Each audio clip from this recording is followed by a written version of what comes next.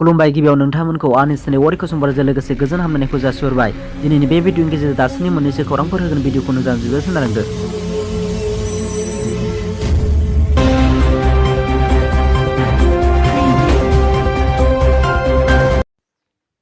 गोजोनथाव खौरां रायजोआव लेखा गोरों लाइमोनफोरखौ सरकारि साख्रियाव थिसननो आसाम सरकारनि थांखि गिबि मन्थ्रि हेमन्त बिश्व शर्माया मे दाननि 10 खालारनिफ्राय जुन दाननि 10 खालारसिम से दानावनो गासै 16,000 सुबुंफोरखौ सरकारि साख्रियाव थिसननो होनना फोसावदों।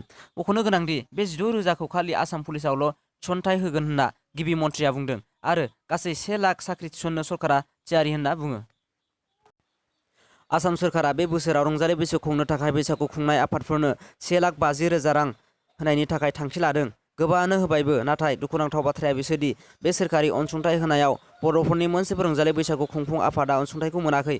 क'क्राझार जिल्ला दुलाराय हारिमु आफादनि अजद बियो क'क्राझाराव गोबां बोसोर जानाय बैसागु खुंफुं आफादफोर दङ, नाथाय आसाम सोरखारनि होनाय रांखौ मोनाखै। क'क्राझार जिल्ला दुलाराय हारिमु आफादा दुखु मोननाय फोरमायदों, मानोना क'क्राझार जिल्लायाव गासै 11टा आफादबो सायख'जादों, नाथाय बेयाव मोनसेबो बर'नि आफादआ मोनाखै होनना अजद होदों। बिथांमोना गासैबो होनो नांगौ होनना दाबि दैखांदों। आसामनि गिबि मन्थ्रिनिसिम खावलायहरदों। आसामनि दिं एक्सप्रेस मुङै मिथिजानाय हिमा दासनि आरोबाव गोदान रेकर्ड। नेशनेल फेडारेशन कापनि 2000 मिटार खारनायाव सनानि मेडेल मोनना फिन रायजोनि गोग्गानाय लाबोदों रानि हिमा दासआ। केरालायाव सोलिबाय थानाय फेडारेशन नेशनेल कापआव रायजोफोरनि खारनाय बादायलायनाय हिमा दासआ सनानि मेडेल मोननो हायो। थांनाय बोसोर 2001 मायथाइनि 11 जुनाव क'क्राझाराव मोनसे मुगैथाव खास्रि बिस्रि जिनाहारि आरो बुथारनाय जाथाया जादोंमोन, जेराव माखासे दुथां सुबुंफोरा सानै ट्राइबेल बिब' बिनानाव सबिता राभा आरो समायना राभाखौ जिनाहारि खालामना बुथारदोंमोन। क'क्राझार जिल्लानि अबायाकुटियाव सानै ट्राइबेल हिन्जावसाफोरखौ जिनाहारि खालामनानै बुथारनानै जाथायनि 3 दायनिगिरिफोर फारियै परिजन हनुर रहमान, नासिक लाली शेख आरो मजा बेले शेखमोनखौ क'क्राझार जिल्ला बिजिरसालिया दायनिगिरि महरै फोसावबाय।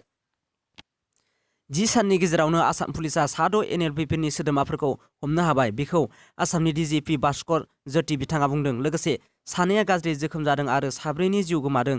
बे साननैसो बिटिआरआव जाबाय थानाय जाथायनि सोमोन्दै बुंदों। मैया 6 बारग' एनएलपिफोरनि सोद्रोमाफोरा गावखौ गथायनायनि उनावनो बेखौ बुङो। बिथाङा लोगोसे गासिबो हान्जाफोरखौनो फैफिननो खावलायदों। बिनि सोलाय गुबुन जेबो राहा गैया होननाबो बुंबावो।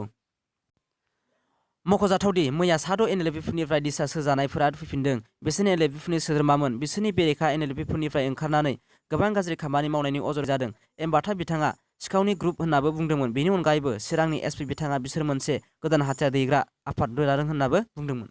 दासिमनि भिडिअ बेखिनिसै। भिडिअखौ नायना मोनजोबा लाइक आरो साबस्क्राइब खालाम, मानोना आं गोदान भिडिअ लाबोबाय थानो नाजागोन।